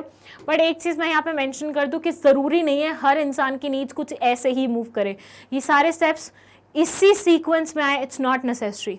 समटाइम्स किसी के लिए एस्टीम नीड्स ज़्यादा इंपॉर्टेंट होती है सोशल नीड्स के कंपैरिजन में, किसी के लिए सेफ्टी एंड सिक्योरिटी उतनी ज़्यादा इंपॉर्टेंट नहीं होती, एस्टीम वाली आ जाती हैं। तो सीक्वेंस डिफर कर सकता है फ्रॉम पर्सन टू पर्सन। ये जनरल जो मेजॉरिटी ऑफ द पर्सन पे वर्क किया था ऑब्जर्वेशन के टाइम पे, उसके अकॉर्डिंग बनाया हुआ है, ठीक है। तो यहाँ ये बोलते हैं Maslow need hierarchy theory helps to explain the complex phenomena of motivation. सबसे पहले तो ये नोटिस करो कि इन्होंने जिस नीड थ्योरी के बारे में आपसे पूछा था, आपको लॉन्ग आंसर टाइप क्वेश्चन में सबसे पहले उसी को एक्सप्लेन करना है। मतलब कुछ भी स्टेप्स और बाकी प्रोसेस को एक्सप्लेन करने से पहले यू हैव टू एक्सप्लेन उस पर्टिकुलर थ्योरी के बारे में। लॉन्ग आंसर टाइप क्वेश्चन का यही मतलब होता है। अगर वो डायरेक्टिंग से रिलेटेड कोई क्वेश्चन पूछ रहे हैं तो आप पहले डायरेक्टिंग को एक्सप्लेन करो, फिर उसके क्वेश्चन का आंसर करो। फिर से उन्होंने पूछ लिया फीचर्स, कैरेक्टरिस्टिक्स बताओ डायरेक्टिंग के, इंपॉर्टेंस बताओ डायरेक्टिंग की, तो तुम इंपॉर्टेंस तो लिखोगे लॉन्ग आंसर टाइप क्वेश्चन में, लेकिन साथ में चिपका दोगे डायरेक्टिंग का मतलब। तो सोने पे सुहागा, चेरी ऑन द केक हो जाएगा आपका आंसर। चलो, Maslow need hierarchy theory helps to explain the complex phenomena of motivation. According to Maslow, each person has a set of 5 needs that can be arranged in a hierarchy, understanding the needs of employees, age to the manager, and understanding their behavior. ये needs हम समझते क्यों है? हम इसलिए समझते हैं क्योंकि अगर हमें नीड्स के बारे में पता होगा तो हम आराम से जज कर पाएंगे कि इस इंसान को कैसे मोटिवेट करना है। भैया किसी के लिए क्या इंपॉर्टेंट है, मुझे लग रहा है कि ये बहुत अमीर इंसान है बट इसको रिकग्निशन चाहिए, तो मुझे उसकी नीड्स समझनी पड़ेंगी, तभी तो मैं उसे मोटिवेट कर पाऊंगी या मैं उसे रिवॉर्ड कर पाऊंगी, इंसेंटिव दे पाऊंगी। Appropriate motivation can be provided to employees after identifying their needs. This theory was given by Abraham Maslow in 1943 and is based on human needs. ये लाइन आप चिपका सकते हैं, बहुत ही प्यारी लाइन है, फैक्ट बेस्ड लाइन है और आपको मतलब आपके नंबर एनहेंस कराने में मदद कर सकती है। Assumptions क्या है इस theory के? ये बोलते हैं satisfaction of needs influences people's behavior. किसी की नीड्स की सेटिस्फैक्शन उसके बिहेवियर को इन्फ्लुएंस करती है। Needs are in hierarchical order, मतलब नीड्स जो होती हैं वो हायरार्की में चलती है, मतलब वो लैडर वाला बात बताया था ना कि एक स्टेप पे रखता है, फिर दूसरे पे, फिर तीसरे पे। Once need is satisfied only the next higher level need can be motivate others. Okay, एक बार एक नीड सेटिस्फाई होगी फिर आगे की तरफ बढ़ेंगे, फिर आगे की तरफ बढ़ेंगे। Satisfaction of lower level needs motivates to move to, same चीज़ बार बार लिखी हुई है। चलो, फिर नीड्स के बारे में लिखा हुआ है, बेसिक फिजियोलॉजिकल नीड्स मतलब रोटी कपड़ा मकान, हंगर थर्स्ट शेल्टर स्लीप, नींद और वो तो मकान से ही पूरी होएगी, सड़क पे तो सोने से रहे। Safety and security needs, security और प्रोटेक्शन, जॉब सिक्योरिटी वगैरह। Affection, sense of belongingness, friendship, लोग जले नहीं हैं आपसे। Autonomy, status, recognition, drive to realize a dream. अच्छा, मैंने ना यहाँ पे कुछ वर्ड्स अंडरलाइन किए हैं, वो तो कीवर्ड्स हैं, तुम्हारे आंसर में होने चाहिए, तो इसका स्क्रीनशॉट ले लो एज इट इज, ठीक है। और जब भी अपना आंसर लिखोगे इंश्योर करना ये सारे वर्ड्स तुम्हारे आंसर में हो। डन है, ले लिया, चले आगे। देखिए कुछ बचा तो नहीं है इसमें। चलिए क्वेश्चन नंबर 13 पे आ गए हम। टोटल 15 क्वेश्चन है, 2 और क्वेश्चन है, इसके बाद फिर फ्री हम। चलो, what are the common barriers to effective communication? Suggest measures to overcome them. Common barriers क्या होते हैं effective communication में? आपको measures suggest करने हैं overcome करने के उस चीज को। So बेसिकली इन्होंने आपसे पूछ लिया है अलग अलग बैरियर्स के बारे में जो कम्युनिकेशन में हिंड्रेंस क्रिएट करते हैं, जो कम्युनिकेशन को डिस्टरप्ट करते हैं, डिस्टर्बेंस क्रिएट करते हैं, ठीक है। तो यहाँ पे sometimes information does not reach the intended recipient in the manner intended by the sender. That is, there are times when information is misunderstood and misinterpreted as it is passed from sender to receiver. This obstructs the effective flow of communication. अच्छा, मैंने यहाँ पे आपके लिए एक वो रखा है क्या? चलो छोड़ो, कोई बात नहीं, मैं आपको बता देती हूँ। अगर इस नेचर का क्वेश्चन आए तो सबसे पहले जो कम्युनिकेशन की प्रोसेस है ना उसको लिख देना। Sender, receiver, sender, message, encoding, media, noise के बगल में बैरियर। नॉइस ही बैरियर है, बैरियर ही नॉइस है, दोनों सेम चीज़ हैं, ठीक है। तो इस तरह से आप एक्सप्लेन कर दोगे ना कि बैरियर क्या होता है तो और ज़्यादा अच्छा हो जाएगा। और उसके बाद तुम आ जाना इस पर। सिमेंटिक बैरियर्स कौन से होते हैं? बेसिकली जब आपने कम्युनिकेशन प्रॉपरली नहीं किया है, फॉल्टी ट्रांसमिशंस हैं या फिर ट्रांसलेशंस हैं, आपका बैडली एक्सप्रेस मैसेज था, फुल अटेंशन नहीं थी, ये सारे फॉल्ट उसमें आ जाते हैं। देन है साइकोलॉजिकल बैरियर्स, मतलब दिमाग में कुछ और चल रहा था। अच्छा, फुल अटेंशन सॉरी यहाँ पे आएगा, वहाँ नहीं आएगा। फुल अटेंशन सिमेंटिक में नहीं आएगा, यहाँ आएगा। तो फिर साइकोलॉजी में दिमाग में कुछ और चल रहा था और फिर आपने बात सुनी नहीं, ध्यान नहीं दिया, प्री इवैल्यूएशन कर लिया, ये सब आ जाएगा। पर्सनल बैरियर मतलब मुझे वो इंसान पसंद नहीं है तो मैं उसकी बात नहीं सुनूंगा, काइंड ऑफ दैट, ठीक है। ऑर्गेनाइजेशनल बैरियर मतलब ऑर्गेनाइजेशन का स्ट्रक्चर कुछ इस तरह से बना हुआ है कि वो अच्छे से वो नहीं कर पा रहे, मतलब कम्युनिकेशन प्रॉपर नहीं बन पा रहा, बैरियर कहीं ना कहीं से बीच में आ ही रहा है। अब आप क्या करो, एक बार इसका स्क्रीनशॉट ले लो। मैंने बहुत हल्के हल्के में इसलिए एक्सप्लेन किया क्योंकि मैं ऑलरेडी एक्सप्लेन कर चुकी हूँ इन सारी चीज़ों को। इसका वो लो, देख रहे हो पैटर्न कैसे है इसमें? पहले उन्होंने एक बैरियर को लिखा है, उसके बाद उससे रिलेटेड एग्जाम्पल लिखे। आपको भी बिल्कुल कुछ ऐसा ही करना है। ये हो गया साइकोलॉजिकल, फिर उसके एग्जाम्पल, पर्सनल, उसके एग्जाम्पल, स्क्रीनशॉट ले लो जल्दी से, एंड देन ऑर्गेनाइजेशनल, उसके एग्जाम्पल। नाउ बात आती है कि भैया इन बैरियर्स को हम ओवरकम कैसे करें। तो फर्स्ट ऑप्शन है clarify the idea before communicating. Clarify कर लो आइडिया कि भैया कम्युनिकेशन से पहले कि करना क्या है, बातचीत किस चीज के बारे में होने वाली है, क्या चीज के बारे में हमें एग्जैक्टली बोलना है और किस तरीके से बोलना है, सोच समझ के बोलो। Be mindful of message, language, tone and content. मैं किसी को बोल रही हूँ नहीं यार तुम बहुत अच्छे इंसान हो, ठीक है, मैं एक पॉजिटिव चीज बोल रही हूँ, लेकिन मैं उसे बोल रही हूँ तुम अच्छे इंसान हो, तुम्हें समझ में नहीं आता मैं बोल रही हूँ ना तुम्हें, व्हाट इज दिस, मेरी टोन कैसी है और मैं बात क्या कर रही हूँ, मेरा मैसेज कैसा होना चाहिए, नहीं यार तू अच्छा इंसान है, तो फालतू में अपने आप को अंडर एस्टिमेट कर रहा है। अब ये टोन से अगर मैं बोलती तो सामने वाले को भी लगता कि हाँ ये पॉजिटिव चीज बोल रही है मेरे बारे में, मुझे सुनना चाहिए। लेकिन मेरी टोन कैसे थी कि क्या है ये है वो है, चिल्ला के। चिल्लाना कब आता है किसी को, जब वो फ्रस्ट्रेटेड होते हैं, तो किसी को लगेगा यार ये फ्रस्ट्रेट हो रही है इसलिए जान छुड़ाना चाह रही है, इसलिए ये ऐसा बोल के जा रही है। हो गया ना कंफ्यूजन। मैसेज आप पॉजिटिव देना चाह रहे थे लेकिन आपकी टोन एकदम से इतनी डिफरेंट चली गई कि वो मैसेज ही अलग वे में पहुंच गया। सो बेसिकली हमेशा अपने टोन, क्या मैसेज देना चाह रहे हो, क्या जेस्चर्स कर रहे हो, लाइक हाँ ठीक है मुझे वो तुम्हारी बात पसंद आई, ये जेस्चर कैसा था, this was a mean gesture, ऐसा लगा जैसे मैंने सार्केस्टिक वे में सामने वाले को बोला। सार्केज्म समझते हो ना, बोल कुछ और रहे हो लेकिन मीन कुछ और कर रहे हो, वैसा ही।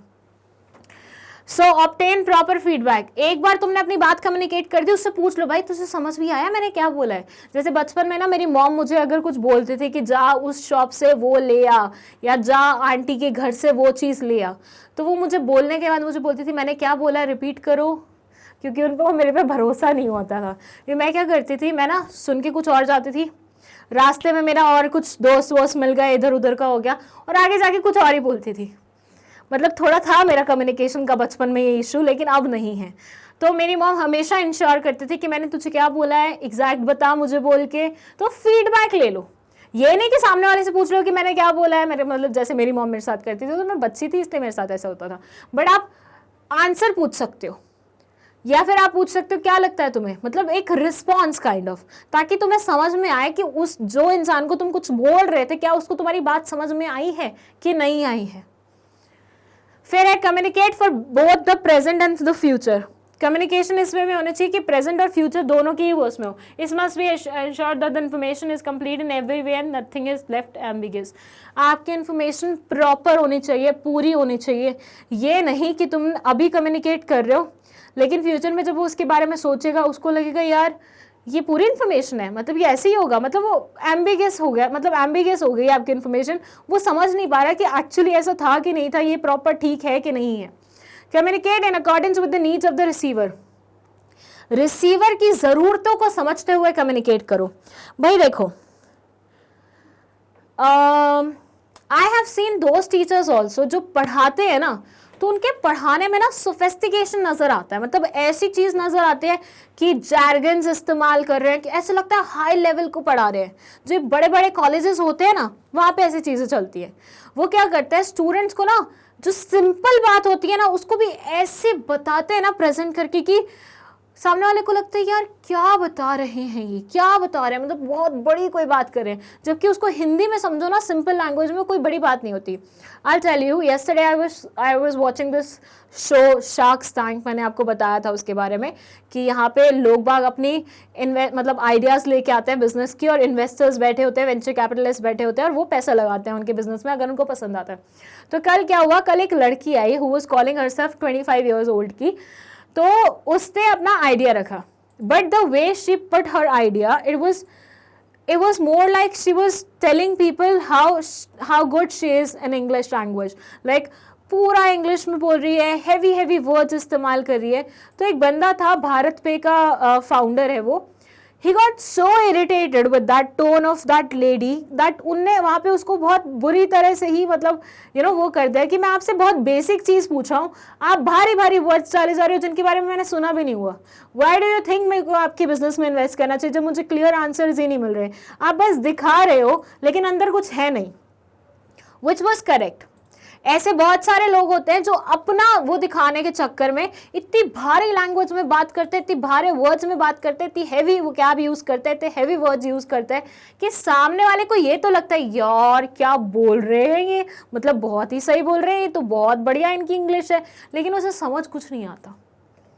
तो हमें कम्युनिकेशन में ये ध्यान रखना है कि हमें अपने कम्युनिकेशन का, अपने मैसेज का तारीफ नहीं करवाना है, हमें सामने वाले को वो चीज़ समझानी है। तो हमेशा रिसीवर को जिस तरीके से समझ में आएगा उस तरीके से बोलो। अगर कोई ऐसा इंसान है आपके सामने बैठा है, उसको इंग्लिश नहीं आती, बट तुम इंग्लिश में उसे बोले जा रहे हो, क्या कोई सेंस बनाएगा? उसको ये तो लगेगा यार इस बंदी की इंग्लिश कितनी सही है यार, कितना अच्छा है, बट मतलब तुम्हारी बात उस तक पहुंची नहीं है। ये गलती पता है अपन कब करते हैं? ये गलती हम तब करते हैं जब हम नया कुछ सीखते हैं, हमें नया इंग्लिश बोलने का शौक चढ़ा है। लाइक मेरी एक फ्रेंड है, वो क्या करती है, वो नॉर्मल बात करती है ना, कैप्शंस डालती है इंस्टाग्राम पे ना, तो ऐसे हैवी वर्ड्स में डालती है क्योंकि वो सीखती रहती है। That's a good thing. लेकिन वो कैप्शन कितने लोगों को समझ में आते होंगे, उसकी बात कितने लोगों को समझ में आती होगी? इंस्टाग्राम में क्या उसके बहुत हाई फाई फ्रेंड्स हैं? नहीं, वही देसी फ्रेंड्स हैं इंडियन, जिनको नहीं समझ में आती इतनी भारी लैंग्वेज। तो या तो तुम वर्ड के बगल में लिख दो what you are actually trying to say, या हिंदी में लिख दो, ऐसा कर सकते हो ना। तो हमेशा रिसीवर को ध्यान में रखते हुए आपको अपना मैसेज बोलना चाहिए। Be a good listener. Communication की एक सबसे बड़ी रूल ये होती है कि आप जितना अच्छा बोलें उतने बड़े और उतने अच्छे तुम लिसनर भी होने चाहिए, उतना तुम अच्छा सुन भी सको। ठीक है, तो अच्छा सुनो, मतलब ढंग से सुनो, प्री इवैल्यूएशन मत करो। ये मत सोचो कि मुझे पता है ये क्या बोलना चाह रहा है, नहीं, आपको उसकी पूरी बात सुननी चाहिए पहले। And that's it. भावनाओं में बह गई थी आई गेस, है ना। चलो 14th क्वेश्चन में आ जाते हैं हम। ये बोलता है explain different financial and non financial incentives used to motivate employees. Financial और नॉन फाइनेंशियल इंसेंटिव्स के बारे में बताना है। इंसेंटिव्स बोले तो एक एक्स्ट्रा एड जो हम देते हैं हमारे एम्प्लॉयज को, वर्कर्स को, ताकि वो थोड़े से मोटिवेट हों। फाइनेंशियल में पैसे से रिलेटेड वाले देते हैं, नॉन फाइनेंशियल में पैसे के अलावा जो हो सकते हैं वो सब देते हैं, जैसे रिकग्निशन, स्टेटस, ये सब चीज़ें।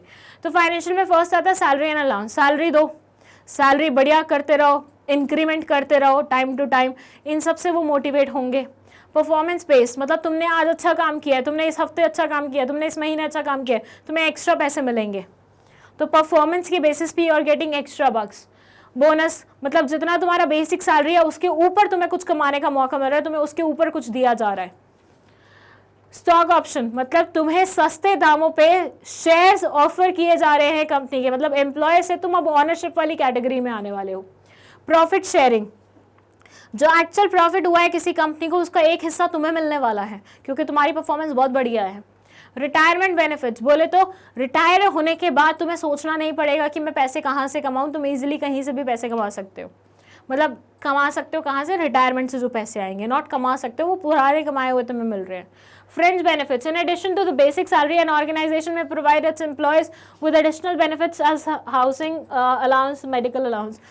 चिल्ड्रन को फ्री एजुकेशन दे दो एम्प्लॉयज़ की, फ्री मेडिकल एड दे दो, ये सारे क्या है? फ्रिंज बेनिफिट्स हैं। ठीक है, मतलब सैलरी के beyond you are getting all these things. Non financial में बिना पैसे से रिलेटेड बट आपको मोटिवेट जरूर करेंगे। पोजीशन, अच्छी पावरफुल अथॉरिटी, पार वाली पोजीशन दे दो उस इंसान को। Organizational characteristics, certain characteristics such as employees freedom, performance recognition, incentives, rewards play an important role in influencing this behaviour. Receive appropriate recognition, तालियां बजवा दो किसी के लिए, अच्छा काम किया, बढ़िया काम किया, वाह वाह वाह वाह वाह। मैसेज डाल दो ग्रुप में एक सबके सामने कि अरे तुम्हारा काम बहुत बढ़िया हुआ। तो ये सारी चीज़ें भी मोटिवेट करती हैं। वर्क एनरिचमेंट, चैलेंजिंग काम दे दो सामने वाले को। पहले तुम बहुत बेसिक नेचर का काम दे रहे थे, अब तुमने बढ़िया चैलेंजिंग काम दे दिया उसको। करियर अपॉर्चुनिटीज, करियर में ग्रोथ दिखवा दो, ट्रेनिंग वगैरह दो, डेवलपमेंट करो उस इंसान की, जितना वो तुम्हारे ऑर्गेनाइजेशन में सीख के आया था उसमें एड ऑन्स करो। जॉब सिक्योरिटी, जॉब सिक्योर बनाओ उसका, उसको ये खतरा नहीं होना चाहिए मुझसे मेरी जॉब कभी भी छिन सकती है, नहीं, हमेशा उसको फील होना चाहिए नहीं यार ये ऑर्गेनाइजेशन मुझे ऐसे ही कभी लात मार के बाहर नहीं निकाल देगी। इन्वॉल्वमेंट, डिसीजन मेकिंग में उसे पार्टिसिपेट करने का मौका दो। चलो एक बार क्या करो, इसका स्क्रीनशॉट ले लो। फाइनेंशियल, इसका this one, this one. And now let's move to the last question of this chapter, that is question number 15. ये बोल रहा है, in an organization all the employees take things easy and are free to approach anyone for minor queries and problems. This has resulted in everyone talking to each other and thus resulting in inefficiency in the office. It has also resulted in loss of secrecy and confidential information being leaked out. What system do you think the manager should adopt to improve communication? तो ये है हमारा case based question. सो ये बोलना चाह रहे हैं कि एक ऑर्गेनाइजेशन में all employees take things easy and are free to approach anyone for minor queries and problems. एक ऑर्गेनाइजेशन में एम्प्लॉयज बहुत फ्री है, जब भी कोई भी छोटी से छोटी भी क्वेरी होती है किसी के भी पास पहुंच जाते हैं. मतलब कोई स्ट्रक्चर नहीं बना हुआ है सच, हर कोई किसी से भी बात करने लग जाता है, हर कोई किसी के पास भी अपनी प्रॉब्लम लेके चला जाता है. This has resulted in everyone talking to each other and thus resulting in inefficiency in the office. इसकी वजह से हुआ है कि कोई भी किसी से भी बात कर रहा है. लाइक आप ऐसे मानो 100 लोग हैं तुम्हारे ऑफिस में और जिससे क्वेरी सॉल्व करवाने का मन कर रहा है वो उसके पास पहुंच रहा है, कोई अपनी चेयर पे मिल ही नहीं रहा, जिसकी वजह से बहुत ज़्यादा क्योटिक सिचुएशन हो गई और बहुत ही ज़्यादा क्या हुआ है, क्या था वो वर्ड, इनएफिशिएंसी हो गई है. मतलब एम्प्लॉयज उतना अच्छा परफॉर्म नहीं कर पा रहे, उनकी एफिशिएंसी लेवल काफ़ी हद तक ड्रॉप होती जा रही है और इसकी वजह से सीक्रेसी भी मेंटेन नहीं हो पा रही. हर एक इन्फॉर्मेशन सबको पता चल रही है, जो इन्फॉर्मेशन क्रूशल्स थी जिनको सिर्फ कुछ सिलेक्टेड लोगों के साथ ही डिस्कस होना चाहिए था, पूरे ऑर्गेनाइजेशन के साथ डिस्कस हो रहा है. तो ऐसे में इन्फॉर्मेशन पूरी लीक हो रही है. What system do you think the manager should adopt to improve communication? कौन सा सिस्टम आपको लगता है मैनेजर को अडॉप्ट करना चाहिए कम्युनिकेशन को इम्प्रूव करने के लिए? बताइए कौन सा सिस्टम ऑर्गेनाइजेशन को, मैनेजर को अडॉप्ट करना चाहिए कम्युनिकेशन को इम्प्रूव करने के लिए? बताइए. And the answer is The manager should adopt a formal system of communication. क्योंकि फॉर्मल सिस्टम में हर एक इंफॉर्मेशन एक सेलेक्टेड सिस्टम के थ्रू प्रोसेस होती है. पूरी की पूरी बात एक उस सिस्टम के अकॉर्डिंग ही चलती है. हाँ, उसके भी अपने कुछ प्रोज एंड कॉन्स होते हैं, बट स्टिल अभी जो सिचुएशन है उससे डील करने के लिए ये बेस्ट तरीका रहेगा इस पर्टिकुलर ऑर्गेनाइजेशन के लिए. Formal communication flows through official channels designed in organization chart to communicate official information between employees. Hence the manager. जैसे मैंने आपको हमेशा एग्जाम्पल दिया, स्कूल में अगर किसी भी टीचर को या फिर मैं बोलती हूँ किसी भी स्टूडेंट को प्रिंसिपल तक पहुँचना है तो या तो वो डायरेक्टली पहुँच जाए, तो ऐसे तो हर कोई भी पहुँच जाएगा, तो ऐसी सिचुएशन होएगी क्योटिक. बट किसी भी स्टूडेंट को अपनी बात प्रिंसिपल तक रखनी है तो पहले वो क्लास मॉनिटर को बताए, मॉनिटर क्लास टीचर को बताएगा, क्लास टीचर एचओडी को बताएगी, एचओडी प्रिंसिपल को बताएगा. तो इस वे से फ्लो होना चाहिए इन्फॉर्मेशन, तो लेस क्योटिक होगा और प्रिंसिपल के ऊपर भी ऐसा नहीं होगा कि हर कभी उसके कैबिन में कोई भी ऐसे घुस आता है. तो नॉर्मली मतलब सही सिस्टमैटिक तरीके से पूरी इन्फॉर्मेशन पहुंचेगी. Hence, the manager should adhere to the single chain, which is a network under formal communication. This network connects a supervisor and his subordinates because there are many levels in an organization structure. Communication flows through a single chain from this and that. Chalo, I'm not reading this. You can take screenshot of this. You finally got the idea कि answer लिखना किस चीज़ के regarding है. Answer लिखना है कि formal communication किस तरह से एस्टेब्लिश करना चाहिए और उसके क्या एडवांटेजेस होते हैं.